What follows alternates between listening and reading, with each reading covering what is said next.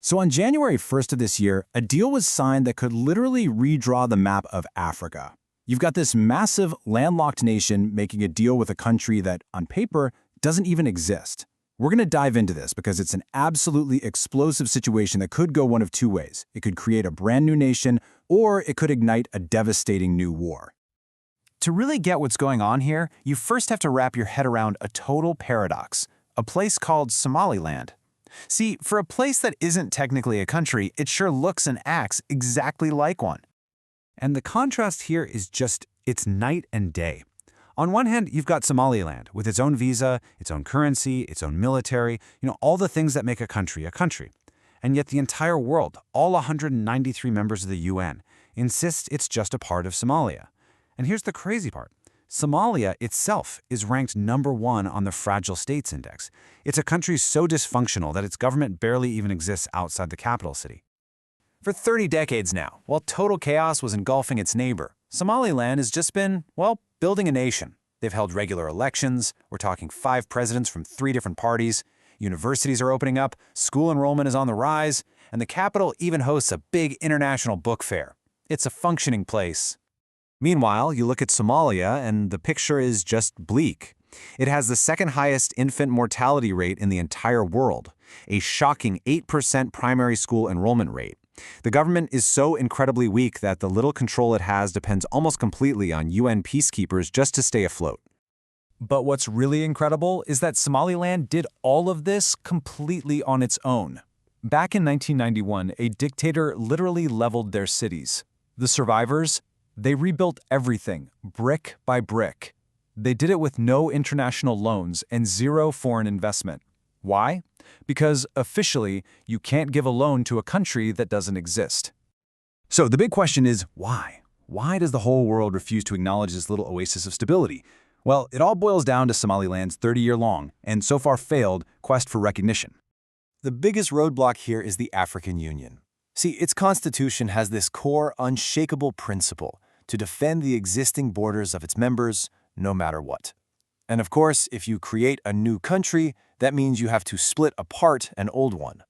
African nations are absolutely terrified of opening this Pandora's box. And you have to ask why. It's because most of their borders were just drawn on a map, totally arbitrarily, by European colonial powers a long time ago.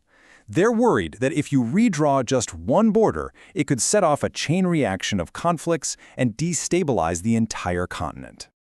But the irony here is it's so rich. Get this, Somalia itself is an artificial creation.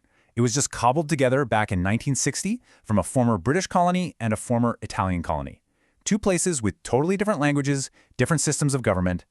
And then the whole project collapsed into a brutal civil war in 1991. I want you to just let that sink in for a second. Somaliland has been a successful, self-governing place for over 30 years now. That's longer than the 31 years it was ever officially part of Somalia. And despite all that, recognition felt as far away as ever. Until now. Okay, let's bring in the second piece of this puzzle, because this is where things get really interesting. Let's talk about Ethiopia, a rising economic giant that's trapped without any access to the sea. Ethiopia is massive. We're talking 126 million people. It's the most populous, landlocked nation on the entire planet, with its just endless supply of labor that's ready to power the world's next big factory. But there's one gigantic problem. How do you get all your t-shirts and your toys to the global market if you don't have a port?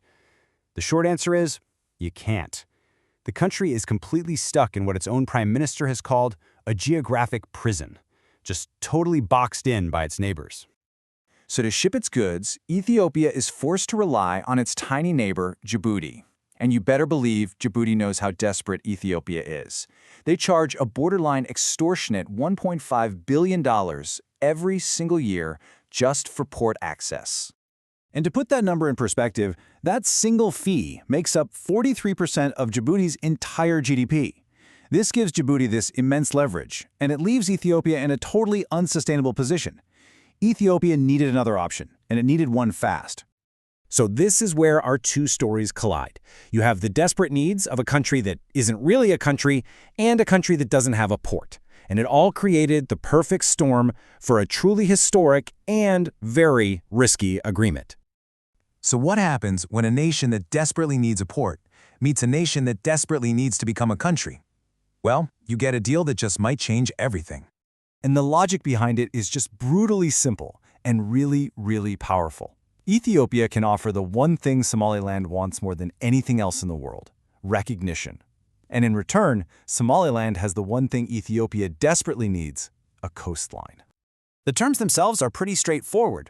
Ethiopia gets a 50-year lease on a 12-mile stretch of Somaliland's coast. The plan is to build a naval base and a commercial port. In return, Somaliland gets shares in the hugely successful Ethiopian Airlines and, this is the big one, a promise that Ethiopia will become the first UN member to officially recognize it as a sovereign country. Okay, so the deal makes perfect sense for the two parties involved, right? But it has sent absolute shockwaves across the region, and now it's threatening to plunge the Horn of Africa into a brand new conflict. As you can imagine, Somalia's reaction was swift and it was furious. As far as Somalia is concerned, Somaliland is an inseparable part of its territory, period. They see this deal as a blatant violation of their sovereignty, basically an outright theft of their land by a foreign power. The harsh reality, though, is that Somalia is in no position to stop its much larger and more powerful neighbor. I mean, in a direct, head-to-head fight, there is zero question that Ethiopia would come out on top. But that doesn't mean this won't get very ugly. You see, the real danger here might not even be a direct war. It's the potential for pure chaos. If Somalia's government is seen as too weak to stop this deal, it could actually collapse from the inside. And you can bet that militant groups would exploit that outrage to try and seize control, which would destabilize the entire region. And that leaves us with the ultimate question here. This deal between Ethiopia and Somaliland is a massive, high-stakes gamble born out of sheer desperation. But will it be the deal that finally gives birth to Africa's newest country? Or will it just be the spark that ignites its newest war? The future for millions of people is hanging in the balance.